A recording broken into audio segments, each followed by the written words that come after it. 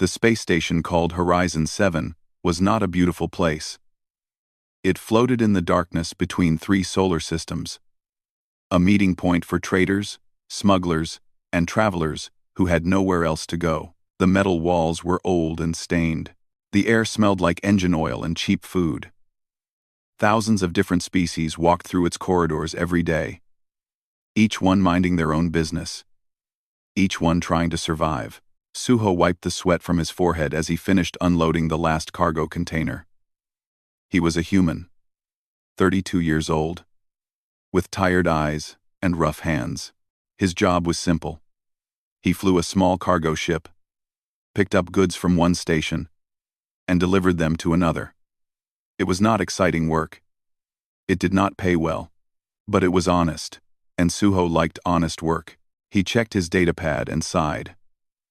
The payment had already been transferred to his account. It was barely enough to cover fuel costs and food for the next week. He would need to find another job soon. The docking bay was emptying as the evening cycle began. Most workers were heading to the food courts or the sleeping quarters.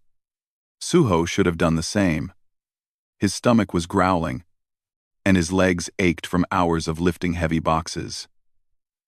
But something made him stop. It was a sound. Small and quiet, almost lost in the hum of the station's machinery. But Suho heard it clearly. Someone was crying. He looked around. The docking bay was full of old cargo containers stacked in messy piles. Broken ship parts lay scattered in corners. It was the kind of place where people dumped things they no longer wanted. The crying continued. It was coming from behind a large container near the wall. Suho walked toward the sound. His boots made soft noises on the metal floor.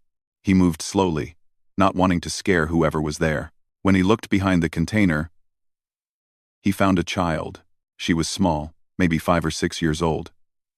She sat on the cold floor with her knees pulled up to her chest. Her arms were wrapped around herself, and her whole body was shaking. She wore a torn dress that looked like it had once been very expensive. Her hair was long and black, falling over her face like a curtain. But that was not what made Suho stop breathing for a moment. The child had scales, small, delicate scales that shimmered like silver ran along her arms and the sides of her neck. When she looked up at him with tear-filled eyes, he saw that those eyes were golden, with vertical pupils like a cat. She was not human. She was draconian. Suho knew about the draconians. Everyone in the galaxy knew about them. They were the most powerful species in existence. Their empire stretched across 1,000 star systems. Their technology was centuries ahead of everyone else. Their warriors were feared, their leaders respected, their culture ancient and proud. And they did not like other species very much. The Draconians believed they were superior to all other beings. They rarely spoke to outsiders. They never asked for help. A single Draconian warship could destroy an entire human fleet without effort. So what was a Draconian child doing here, alone and crying in a dirty docking bay? The little girl looked at Suho with terror in her golden eyes. She pressed herself against the wall, trying to make herself smaller. She expected him to hurt her, or to run away, or to call for authorities. Suho did none of those things. Instead, he slowly knelt down on the floor. He made himself smaller, less threatening. He kept his hands where she could see them. "Hey there," he said softly. "Are you okay?" The child did not answer. She just stared at him, tears still running down her cheeks. Suho noticed she was shivering. The docking bay was cold, and her torn dress offered no protection. Without thinking, he took off his jacket. It was old and worn, with patches on the elbows and a broken zipper. But it was warm. He held it out to her. "Here," he said. "You must be cold." The child looked at the jacket like it was some kind of trap. She did not move. Suho smiled gently. "It is okay. I am not going to hurt you. I just want to help." Slowly, very slowly, the child reached out. Her small hand touched the jacket, feeling the fabric. Then she pulled it toward herself and wrapped it around her shoulders. It was far too big for her, but she held it tightly like it was the most precious thing in the world. Suho sat down on the cold floor across from her. He did not try to touch her or move closer.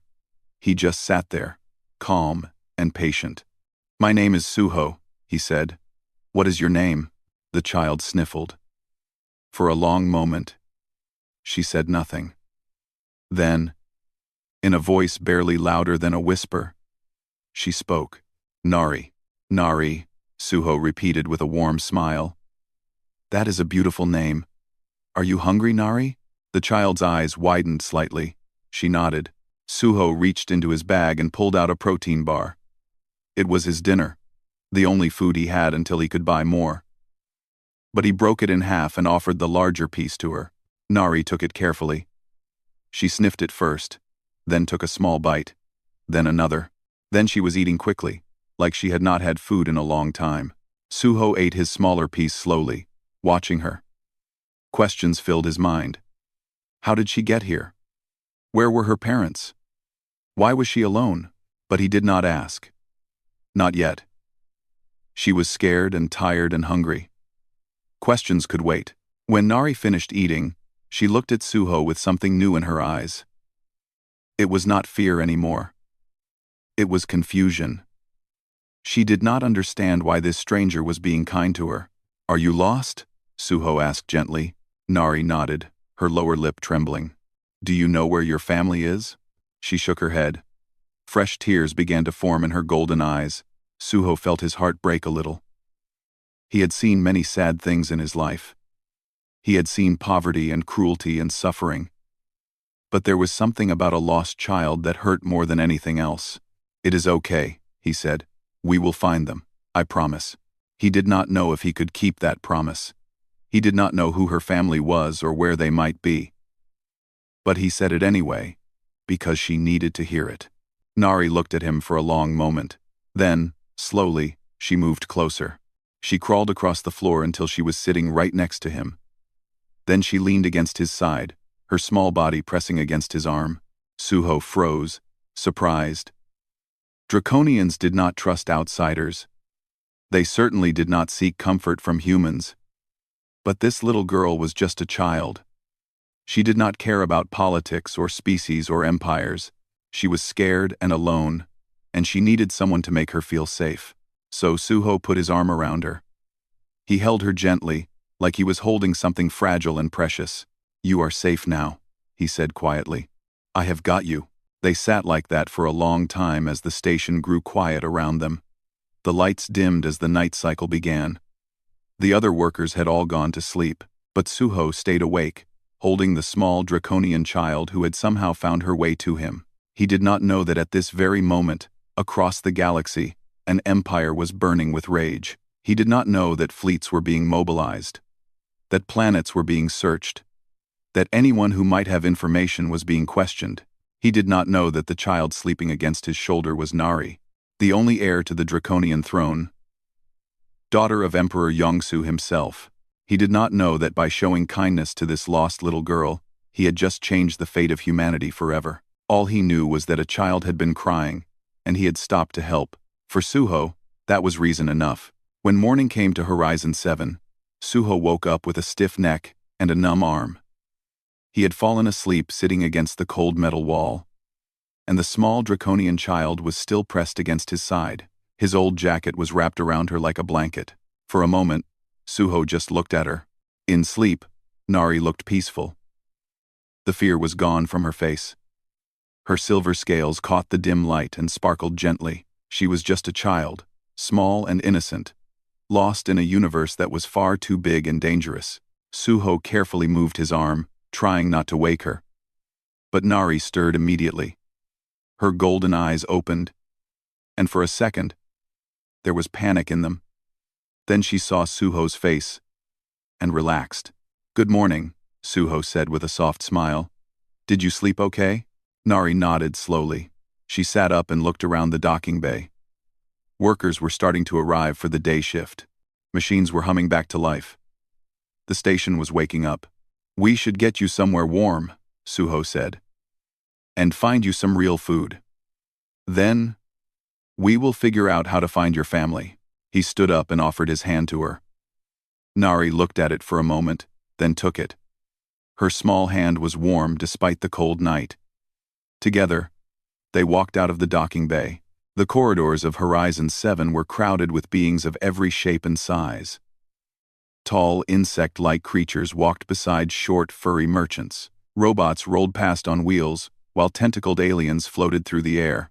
It was a place where every species mixed together, united by trade and survival. But as Suho and Nari walked, he noticed something strange. People were looking at them. Not just casual glances, but long, careful stares. Some beings quickly looked away when they saw the silver scales on Nari's arms. Others whispered to each other and hurried in the opposite direction. Everyone knew what a draconian looked like, and everyone was afraid. Suho pretended not to notice. He held Nari's hand tighter and led her to a small food stall near the center of the station. The owner was a friendly old woman with blue skin and 4 arms. She sold simple meals to workers who could not afford the expensive restaurants. 2 bowls of noodles, please, Suho said, placing some credits on the counter. The old woman looked at Nari, and her eyes went wide. But she said nothing. She just nodded and prepared the food with shaking hands. Suho found a small table in the corner where they could eat without being watched. Nari ate quickly, holding the bowl close to her face. She was still hungry, still scared, but she was starting to trust him. Nari, Suho said gently, can you tell me what happened? How did you get lost? The child stopped eating. Her golden eyes filled with shadows of memory. For a long moment, she did not speak. Bad people came, she finally whispered. There was fire and screaming. My guards told me to run. So I ran. I hid in a ship. When the ship stopped, I got out. But I did not know where I was. Suho felt cold. Bad people. Fire. Screaming. This was not a simple case of a child wandering away from her parents. This sounded like an attack. How long have you been alone? He asked. Nari thought about it. 3 days, maybe 4. I do not remember. 3 or 4 days. A small child, alone on a dangerous space station, with no food and no one to help her. Suho felt anger rise in his chest. How could no one have helped her? How could thousands of beings walk past a crying child and do nothing? But he knew the answer. They were afraid. The Draconians were powerful and proud. Getting involved with their affairs could mean death. So everyone pretended not to see. Everyone except him. We need to contact the authorities, Suho said. They can help find your family. He took Nari to the station's security office. It was a small room filled with screens and tired-looking officers. The being in charge was a large creature with gray skin and small eyes. He looked annoyed when Suho walked in. What do you want? The officer asked rudely. I found this child in the docking bay, Suho explained. She is lost. She needs help finding her family. The officer looked at Nari. The moment he saw her scales, his face changed. The annoyance turned to fear, then to something harder and colder. A draconian, he said flatly. That is not our problem. She is a child, Suho said, his voice rising. She has been alone for days. Someone must be looking for her. Then let the draconians find her themselves. The officer leaned back in his chair. We do not get involved with their kind. Too much trouble. Too many risks. She is just a little girl. She is a draconian. The officer's voice was final. Take her somewhere else. This is not our concern. She is a draconian. Suho stared at him in disbelief. He had known that the galaxy could be cruel. He had known that people often chose safety over kindness. But this was something else. This was a child being abandoned because of what species she was born as. He took Nari's hand and left without another word. They walked through the station's corridors in silence. Nari held his hand tightly, her small fingers gripping his with desperate strength. She understood what had happened. She understood that no one wanted to help her. I am sorry, Suho said quietly. Nari looked up at him. You listened, she said. Those 2 words hit Suho harder than anything else could have. You listened. Such a simple thing. Such a basic act of humanity. And yet, In this vast galaxy, he seemed to be the only one willing to do it. They returned to Suho's small cargo ship. It was old and worn, with rust on the hull and seats that had lost their padding long ago. But it was safe. It was warm. And it was his. Suho made a bed for Nari in the small cabin behind the cockpit. He gave her blankets and a pillow, and his last protein bar. "Stay here," he said. "I need to talk to someone. I will be right back." He found his crewmate Gina in the engine room. She was a human woman about his age, with short black hair and grease stains on her face. She had worked with Suho for 3 years, fixing his ship whenever it broke down, which was often. "Gina, I need your help," Suho said. She looked up from the engine she was repairing. "What is going on? You look worried." "I found a child. A draconian child. She is lost and alone, and no one will help her." Gina's face went pale. She stood up slowly, wiping her hands on a rag. "A draconian child? Suho, do you know what you have done?" "I helped a scared little girl. That is all." "That is not all." Gina grabbed his arm and pulled him closer, lowering her voice. "Look at her scales. Really look at them. Silver scales with gold edges." "Do you know what that means?" Suho shook his head. "Only the royal family has those markings." Gina's voice was shaking. "Suho, that child is not just any draconian. She is royalty. She might be the princess herself." The words hit Suho like a punch to the chest. The princess. The heir to the most powerful empire in the galaxy. "That is impossible," he said. "What would a princess be doing here? I do not know. But if I am right, then the entire Draconian Empire is probably looking for her right now, and anyone who gets in their way." Gina made a cutting motion across her throat. Suho was quiet for a long moment. He thought about the officer who had refused to help. He thought about the people who had looked away in the corridors. They were all afraid. And now he understood why. But then he thought about Nari, the fear in her golden eyes, the way she had held his hand, the way she had said, "You listened." "I do not care who she is," Suho said finally. "She is a child who needs help. I am not going to abandon her." Gina stared at him. "You are crazy. This could get us killed. Maybe. But I could not live with myself if I did nothing." He turned and walked back to the cabin. Nari was sitting on the bed, wrapped in blankets, waiting for him.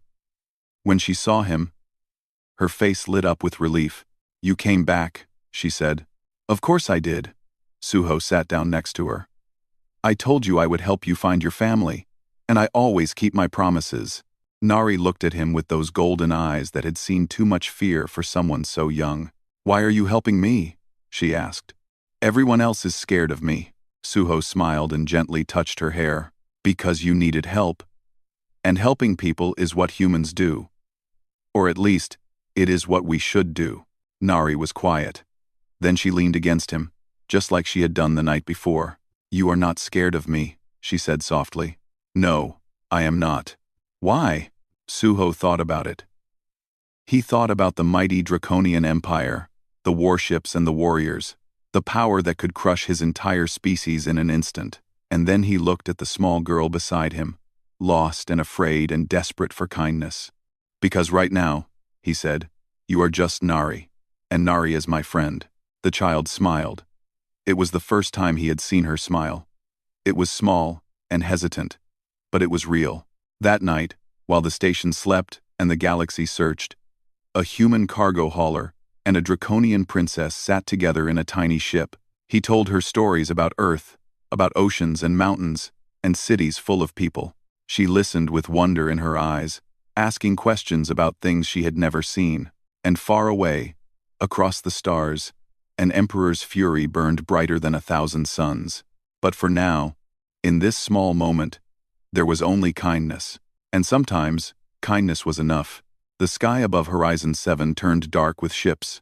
It started slowly. One by one, massive shadows appeared outside the station's windows. They were warships, each one larger than the entire station itself. Their hulls were black as night, covered in silver patterns that seemed to move like living things. Weapons pointed outward in every direction, enough firepower to destroy a planet. The Draconian Imperial fleet had arrived.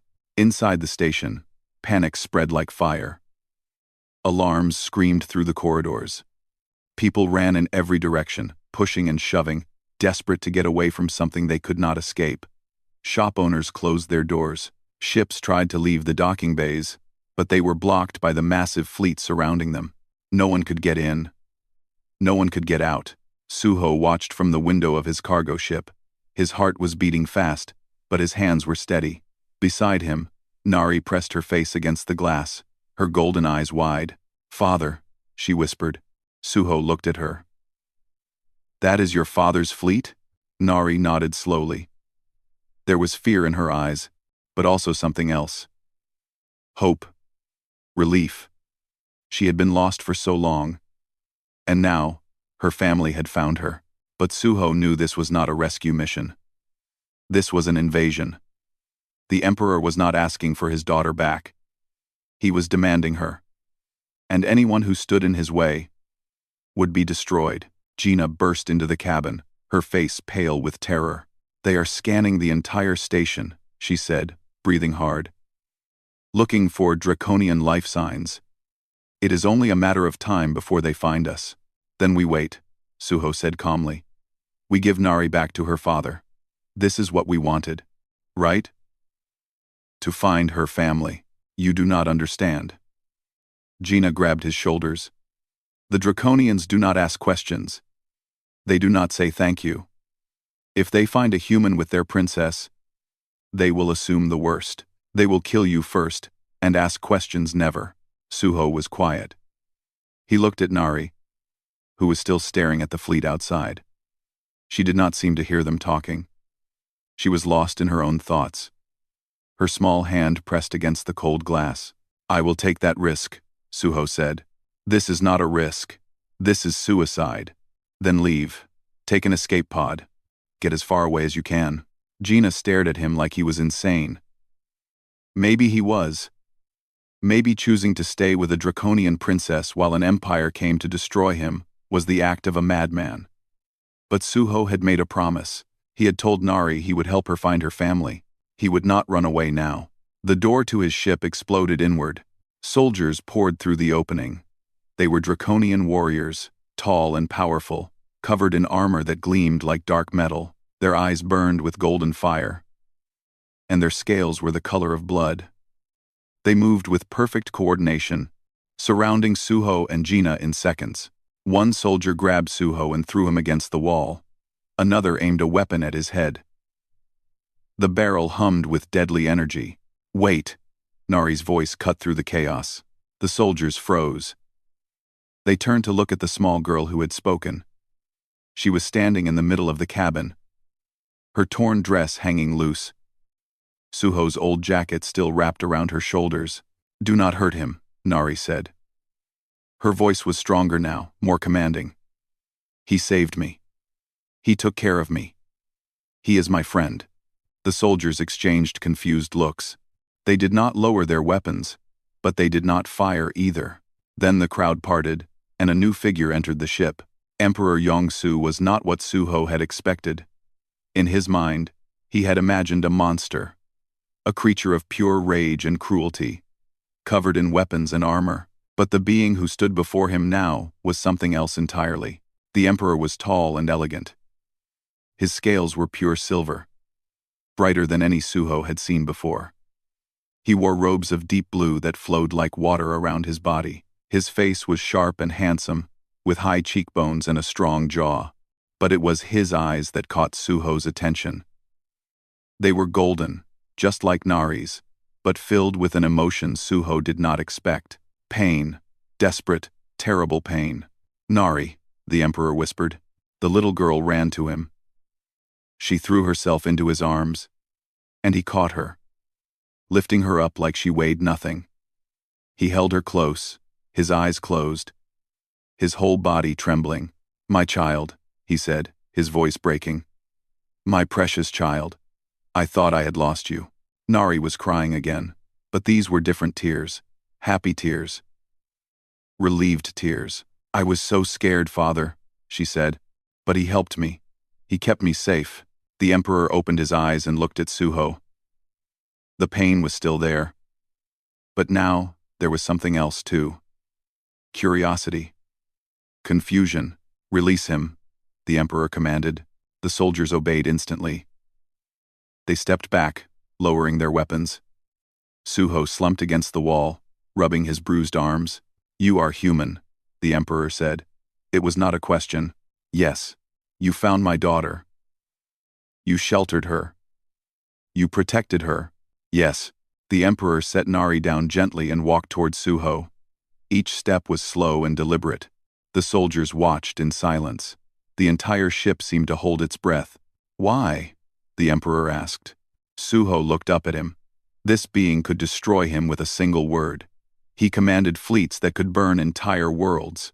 He ruled an empire that had conquered 1,000 star systems. And yet, all Suho could see was a father who had been afraid of losing his child. "She was alone," Suho said simply. "She was scared and hungry and crying. I could not walk away from that." Many did walk away. My agents have reviewed the station's records. Thousands of beings passed by my daughter. Thousands saw her crying. Thousands did nothing. The Emperor's voice grew harder. "But you stopped. You gave her your jacket, your food, your protection. Why?" "Because it was the right thing to do." The Emperor studied him. His golden eyes seemed to look straight through Suho, seeing everything he was, everything he had ever been. "You knew what she was," the Emperor said. "You knew she was draconian." "Yes. And you were not afraid?" Suho hesitated. Then he told the truth. "I was afraid. I am still afraid." "But fear is not a reason to abandon a child." The Emperor was silent. Behind him, his soldiers watched with expressions of shock. No one spoke to the Emperor this way. No one met his gaze without trembling. No one told him the truth so plainly. But Suho was not trying to be brave or bold. He was simply tired and honest, and he had nothing left to lose. Nari stepped forward and took Suho's hand. "Father," she said, "this is Suho. He is my friend. Please do not hurt him." The Emperor looked at his daughter. He looked at her small hand holding the human's rough fingers. He looked at the old jacket she still wore, the cheap fabric that had kept her warm when nothing else would. Something changed in his eyes. "You asked for nothing," the Emperor said slowly. "You expected no reward, no payment, no recognition." "Oh, I did not help her for a reward," Suho said. "I helped her because she needed help.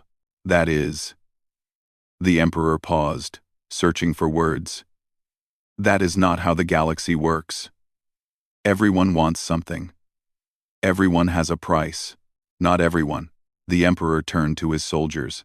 "Leave us," he commanded. The soldiers hesitated, clearly uncomfortable with leaving their Emperor alone with a stranger. But they obeyed. They filed out of the ship, taking Gina with them, until only Suho, Nari, and the Emperor remained. "I have ruled for 1,000 years," the Emperor said quietly. "I have seen species rise and fall. I have watched empires crumble and stars die. In all that time, I have learned one truth above all others. Everyone serves themselves. Everyone acts out of self-interest.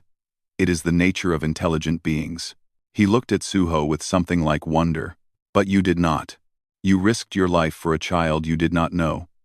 You showed kindness to a species that has shown your kind nothing but contempt.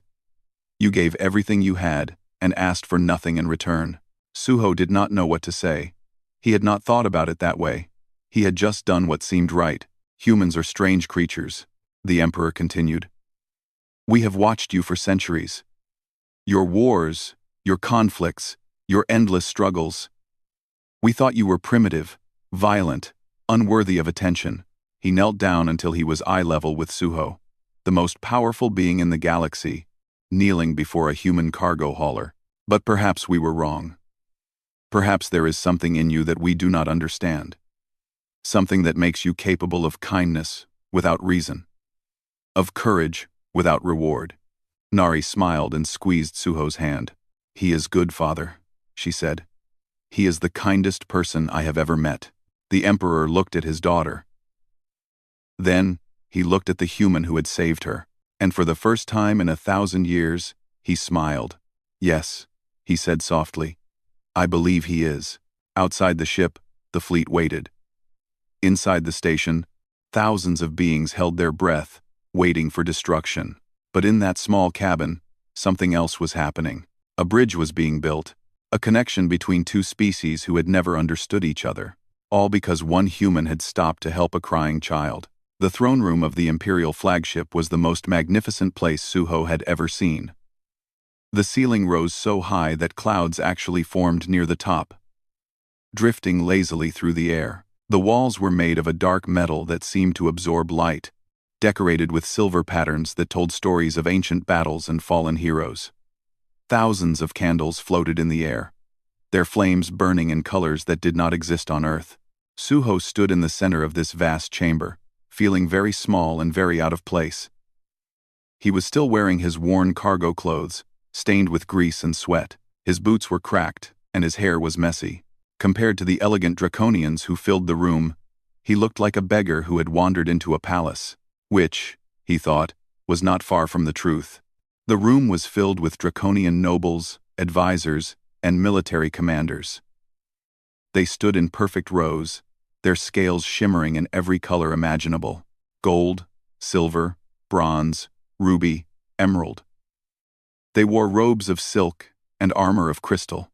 They were beautiful and terrible, and they were all staring at Suho with expressions ranging from confusion to disgust. A human. In the throne room, it was unthinkable. Emperor Yongsu sat on his throne at the far end of the chamber. It was made of something that looked like frozen starlight, and it seemed to pulse with a gentle glow. Beside him, in a smaller chair, sat Nari. She had been cleaned and dressed in royal clothes, but she still held Suho's old jacket in her lap, refusing to let it go. "The court is assembled," announced a tall draconian with scales the color of midnight. "We shall now address the matter of the human who sheltered Her Highness." Murmurs rippled through the crowd. Suho heard words like primitive and dangerous and execution. "Silence," the emperor commanded, and the room went instantly quiet. He rose from his throne and walked down the steps towards Suho. Every eye in the room followed him. Every breath was held. "This human," the emperor said, his voice carrying to every corner of the vast chamber, "found my daughter alone and afraid on a station filled with cowards.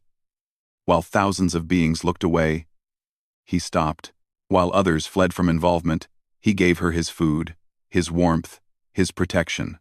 He stopped in front of Suho, looking down at him with those ancient golden eyes. "By the laws of our empire, he has saved the royal bloodline. The debt is immeasurable. The question before this court is simple. How do we repay him?" An advisor stepped forward. He was old, with scales that had faded to pale gray. His voice was thin and calculating. "Your Majesty, the traditional reward for such service is land.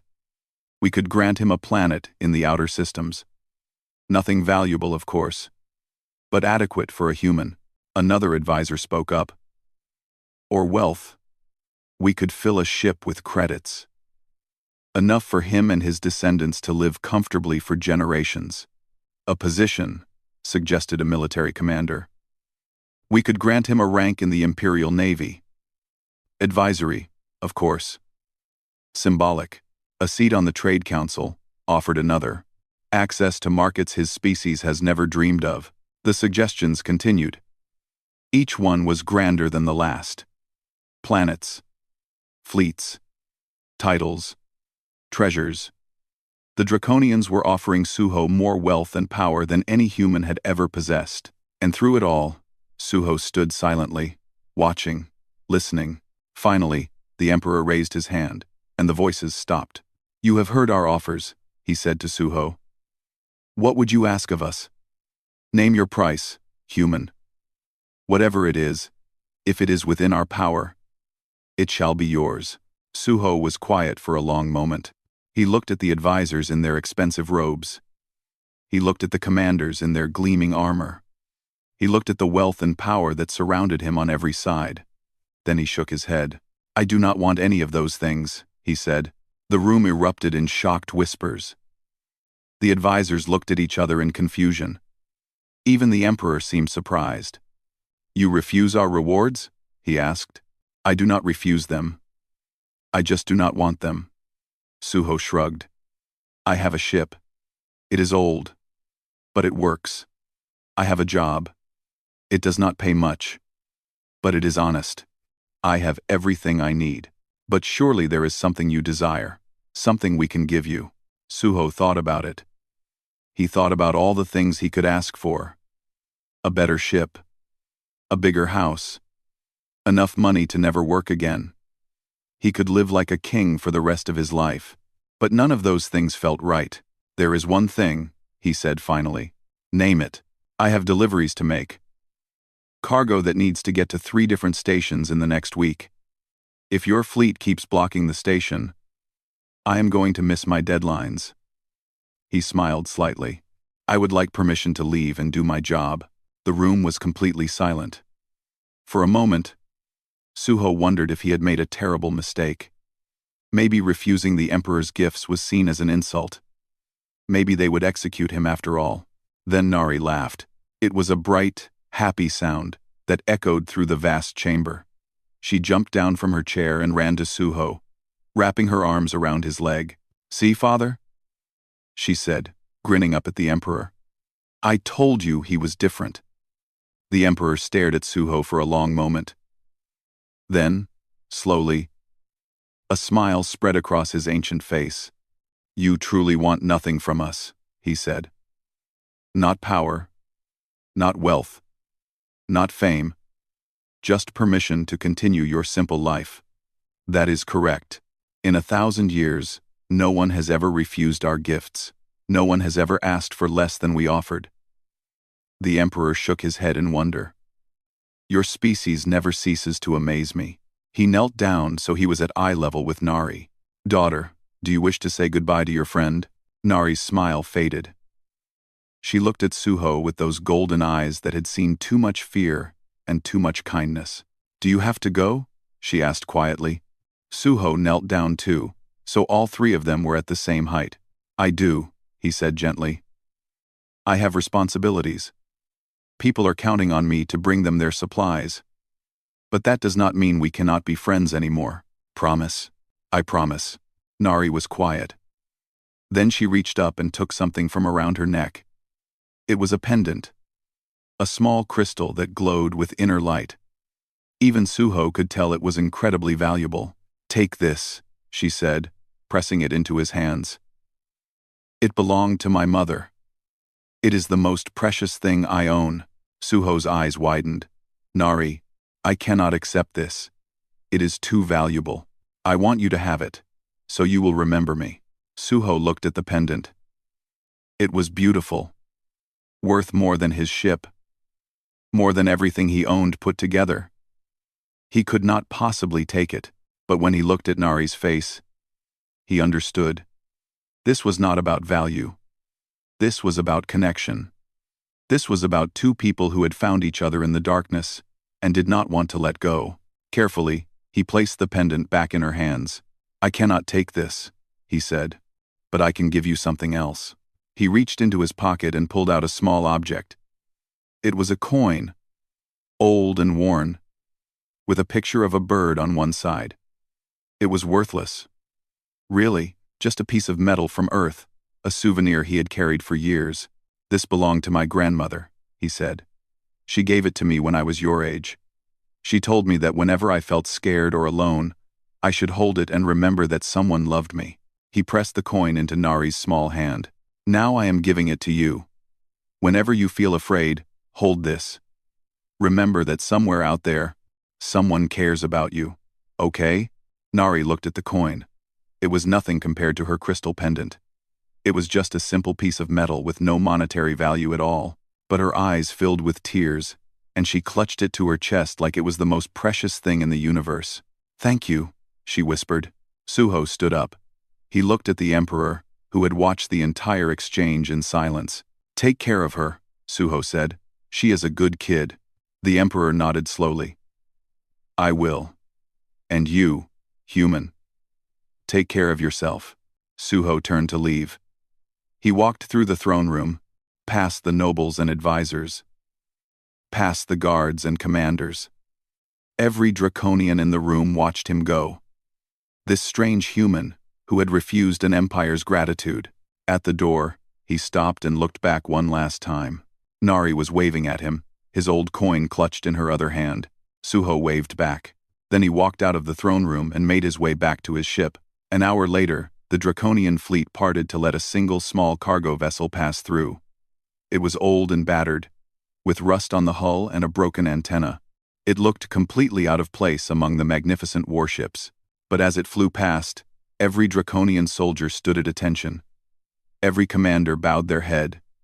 Every noble watched in silence, because that tiny ship carried something more valuable than all the wealth in the galaxy. It carried the human who had reminded them what kindness meant. And as Suho disappeared into the stars, the Emperor made a decision. He summoned his most trusted admiral and gave him a simple order. Follow him, protect him, make sure no harm ever comes to him or his people. The admiral bowed. "For how long, Your Majesty?" The Emperor looked out the window at the small ship that was now just a dot against the blackness of space. "Forever," he said quietly. For as long as the Empire stands, the human did not want their gratitude, but he would have their protection, whether he wanted it or not. Some debts could never be repaid, but they could be honored, and the Draconian Empire always honored its debts. 20 years passed like water flowing through a river. Suho grew older, his hair turned gray at the temples, and lines appeared around his eyes. His hands, already rough from years of work, became rougher still. But his smile remained the same, warm and gentle, always ready for those who needed it. He never stopped working. He flew his cargo routes, delivered his goods, and lived his simple life. He never told anyone about what had happened on Horizon 7. He never mentioned the princess or the emperor or the throne room made of frozen starlight. It seemed like a dream now, something too strange to be real. But strange things kept happening. Pirates who attacked his route would suddenly disappear. Their ships would be found drifting empty in space, with no explanation. Stations that tried to cheat him would receive visits from mysterious inspectors who shut them down for violations. Competitors who spread lies about his business would find their own secrets exposed. Suho noticed these things, but he never understood them. He thought he was just lucky. He thought the universe was finally being kind to an old man who had spent his whole life trying to be good. He did not know about the draconian ships that followed him everywhere, invisible and silent, watching over him like guardian angels. He did not know about the agents who tracked his every movement, ready to eliminate any threat before it could reach him. He did not know that the most powerful empire in the galaxy had dedicated resources to protecting a single human cargo hauler. Some things are better left unknown. Meanwhile, on the other side of the galaxy, Nari grew up. She was no longer the scared little girl who had cried in a docking bay. She was a young woman now, tall and elegant, with silver scales that shone like moonlight. She had her father's strength and her mother's beauty. She had been trained in diplomacy, warfare, strategy, and every other skill a future empress would need. But she had something else too, something her teachers could not explain. Kindness. It was not a draconian trait. Their culture valued strength, honor, and power above all else. Mercy was seen as weakness. Compassion was considered a flaw. Yet Nari possessed both in abundance. She spoke gently to servants when others shouted at them. She visited the poor districts of imperial planets when protocol said she should stay in the palace. She argued against harsh punishments in court, advocating for understanding instead of vengeance. Her advisors whispered that she was soft, that she had been corrupted by her time among the lesser species, that she would make a weak empress. But her father knew the truth. He had seen where her kindness came from. He had watched a simple human teach his daughter something that 1,000 tutors could not. That true strength was not about power over others. It was about power used for others. And then the invasion came. The Korath were a species from the dark spaces between galaxies. They were ancient and cruel, driven by a hunger that could never be satisfied. They consumed everything in their path: planets, stars, entire civilizations. For centuries, they had avoided draconian space. They knew better than to challenge the Empire. But Earth was not draconian space. Humans were not draconian subjects. They were fair game. The Korath fleet appeared in Earth's solar system without warning. 10,000 ships, each one bristling with weapons. They sent a single message to the planet below: surrender your resources and your population. Resistance is futile. Earth had nothing to fight with. Human technology was centuries behind the Korath. Their small fleet of defense ships would be destroyed in minutes. Their weapons could not even scratch the enemy's armor. Across the planet, people watched the sky and waited to die. The governments of Earth sent desperate messages to every species they had ever contacted. They begged for help, for intervention, for anything. But the responses were all the same. We cannot get involved. This is not our concern. We wish you luck. The same words that had been spoken about a crying child in a docking bay 20 years ago. No one wanted to help. No one wanted to take the risk. And then, just when all hope seemed lost, the stars themselves seemed to move. Ships appeared, hundreds of them, then thousands. They emerged from faster-than-light travel like shadows coming to life. Black hulls covered in silver patterns. Weapons that glowed with barely contained energy. The mark of the dragon emblazoned on every surface. The draconian Imperial fleet had arrived. On Earth, people stared in disbelief. The Draconians had never shown interest in humanity before. They had ignored humans for centuries, treating them as barely worth notice. Why would they come now? Why would they risk war with the Korath for a species they had always despised? The answer came in a transmission broadcast to every screen on Earth. Emperor Yongsu appeared, his silver scales gleaming, his golden eyes burning with cold fury. This is a message to the Korath invaders. The species known as humanity is under the protection of the Draconian Empire. Any attack against them is an attack against us. Any ship that fires on their planet will be destroyed. Any harm that comes to their people will be repaid 1,000-fold. He paused, and when he spoke again, his voice was like ice. Leave now. This is your only warning. The Korath commander laughed. He sent back a mocking response. The mighty Draconians defending humans. What possible reason could you have to care about these insects? The Emperor's face did not change. They showed kindness to my daughter when no one else would. They sheltered her, protected her, loved her. This is their reward. The Korath hesitated. They knew the Draconian Empire's power. They knew what those warships could do. And they could see that this was not a bluff. The Emperor meant every word. For a long moment, the galaxy held its breath. Then the Korath fleet turned around and left. They did not fire a single shot. They did not make a single threat. They simply disappeared, back into the darkness they had come from. Earth was saved. On the planet's surface, people celebrated. They danced in the streets and cried with relief. They did not understand why they had been saved, but they were grateful beyond words. And in a small apartment on a quiet street, an old man named Suho watched the news in confusion. He saw the Draconian fleet. He heard the Emperor's message. He heard the words, "kindness to my daughter," and felt something stir in his memory. Before he could fully process what was happening, his communication screen lit up with an incoming call. A young woman appeared on the screen. She was beautiful, with silver scales and golden eyes that seemed to glow with warmth. She wore the robes of Draconian royalty, but around her neck hung something unexpected. A simple coin from Earth, old and worn, with a picture of a bird on one side. "Hello, Suho," Nari said, her voice filled with emotion. "It has been a long time." Suho's eyes filled with tears. He remembered a scared little girl in a docking bay.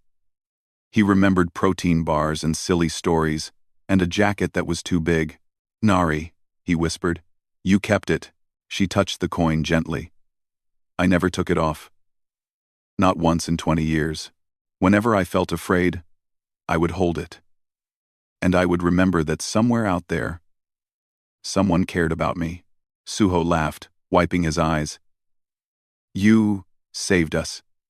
You saved all of us. No.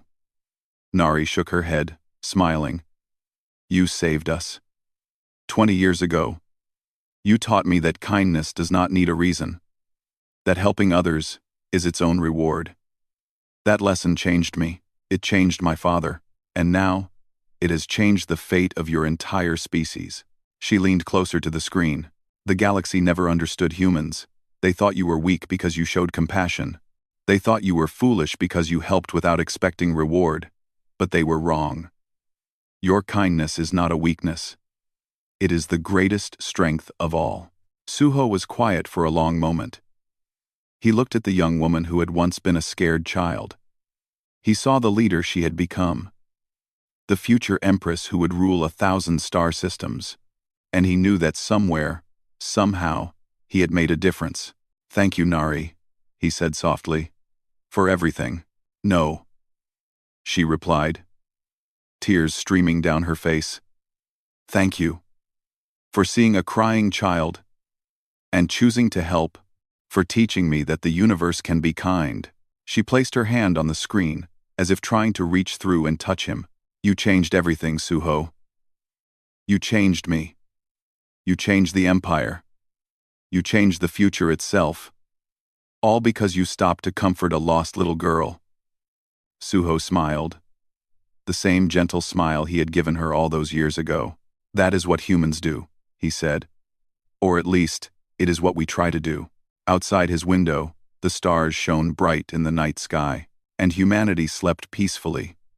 Protected by an empire they had never understood, saved by a kindness they had almost forgotten, all because one man had refused to walk away. Some stories end with battles won and enemies defeated. But this story ends with something simpler. A man who helped a child who remembered, and a universe that was just a little bit brighter because of it. The end.